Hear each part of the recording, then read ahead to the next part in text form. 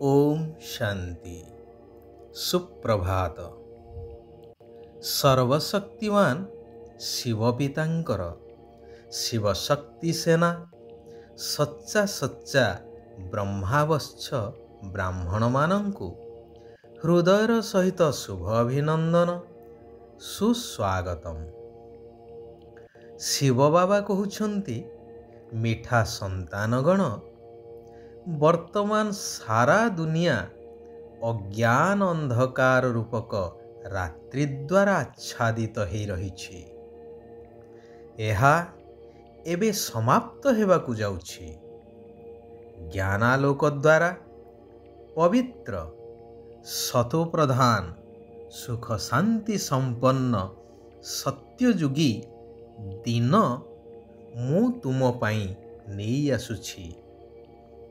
एबे सीधा सड़क मो ठारू एहा प्राप्त कर। अंधकार भितरे एणे तेणे घुरी बुली धक्का खाइबार आवश्यकता नाही, जेहेतु सत्य पितांकर परिचय तुमको एबे मिली जाइछि।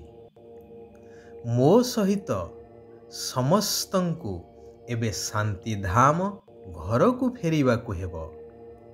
तेबे एही स्थिति केवल प्राप्त होई पारिबो जोग शक्ति द्वारा। एही जोग शक्तिर महात्म्य अनेक कथावस्तु पोथी पुराण आदिरु आमे शुणिछे। जेपरिकि मुनि ऋषि माने तांकर जोग शक्ति द्वारा हिंस्र जीव जंतुंकु मध्य बश करि पारुथिले। एपरिकि परिवेश बा प्रकृति को मध्य बश करि पारुथिले। ताहा हेउछि पुणी तत्व जोग बा हठ जोग द्वारा।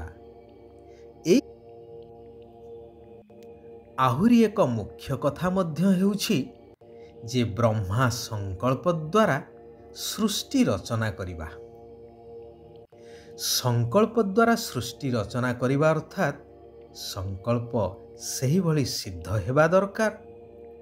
तेणु सही भली संकल्प सिद्ध सेतेबेले ही थाए जेतेबेले तपोबल द्वारा आत्मिक शक्ति जाग्रत हुए। तेबे जहा गायन अछि कि भारतर प्राचीन राजयोग अर्थात जेउ जोग द्वारा राज्य प्राप्त होई थाए ताहा समस्तंकु स्वीकार करिवाकु हेबो। यह कौनसी अंधविश्वास नुहे।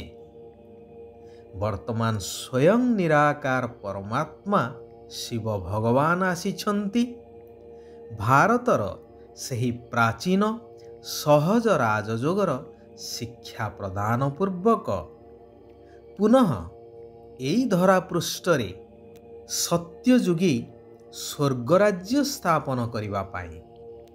सेथिपाई भगवान कहउछंती निजकु शरीर ठारू अलगा ज्योतिर्बिंदु आत्मा निश्चय करी निराकार ज्योतिर्बिंदु परमात्मा पितांकु अति कमरे 8 घंटा मने पकई चाल। एही जोगर अभ्यास करी चाल, तेबे आपना छाए विश्व कल्याणर सेवा होई चलिबो। कारण एही योग अभ्यास द्वारा सारा विश्व रे पवित्रता और शांतिर तरंग परिव्याप्त होई थाए। जन्म जन्मांतरर विकर्म जहा आत्मारे भरी हेई रहिछि ताहा समाप्त होई थाए एवं आत्मा दैवी गुण संपन्न होई सत्ययुगी दैवी दुनिया रे उच्च पद प्राप्त होई थाए।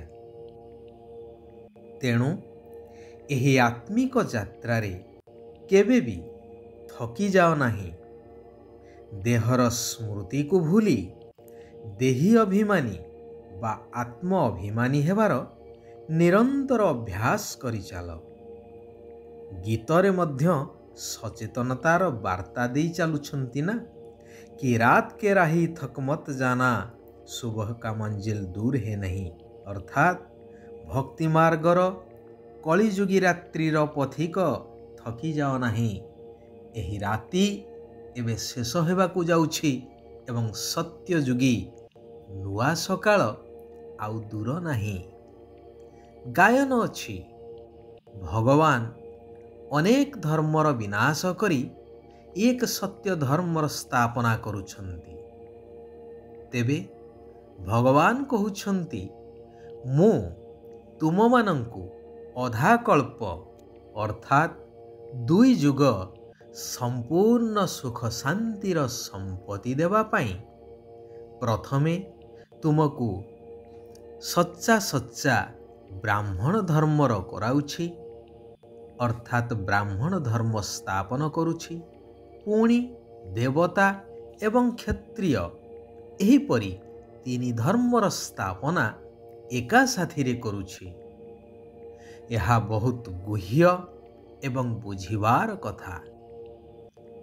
ସତ୍ୟର ରହସ୍ୟକୁ ନ ଜାଣିଥିବା କାରଣରୁ ଏପଟେ ଗୀତାରେ କୃଷ୍ଣ ଭଗବାନ ବାଚ ଲେଖିଦେଇ ସେପଟେ ଗୀତା ଉପରେ ହାତ ରଖି ମିଥ୍ୟା ସତ୍ୟ ପାଠ ବା ମିଥ୍ୟା ପ୍ରତିଜ୍ଞା ମଧ୍ୟ କରୁଛନ୍ତି। ସେହିମାନଙ୍କୁ ପ୍ରଶ୍ନ ପଚାରିବା ଦରକାର କି ଶ୍ରୀକୃଷ୍ଣ ବର୍ତ୍ତମାନ ହାଜିର ନାଜିର ଅଛନ୍ତି ନା ନିରାକାର ପରମାତ୍ମା ହାଜିର ନାଜିର ଅଛନ୍ତି?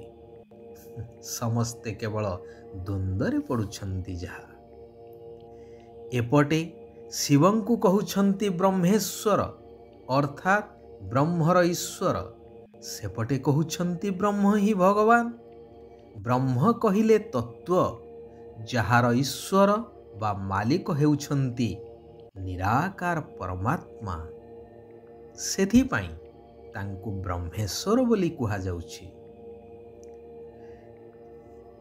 କିନ୍ତୁ ମାନବକୃତ ବିଭିନ୍ନ ଶାସ୍ତ୍ର ଆଦି ପଢ଼ି ମନୁଷ୍ୟଙ୍କର ଆଜି ଅଡ଼ୁଆ ସୂତାର ଖିଅ ଖୋଜିଲା ପରି ଅବସ୍ଥା ହେଇଯାଇଛି। ସେଥିପାଇଁ ଗୀତାର ମହାବାକ୍ୟ ଅନୁସାରେ ବର୍ତ୍ତମାନ ଭଗବାନ ଆସିଛନ୍ତି ସମସ୍ତଙ୍କୁ ଠିକଣା ବାଟ ଦେଇ ମୁକ୍ତି ଆଉ ଜୀବନ ମୁକ୍ତି ପ୍ରଦାନ କରିବା ପାଇଁ।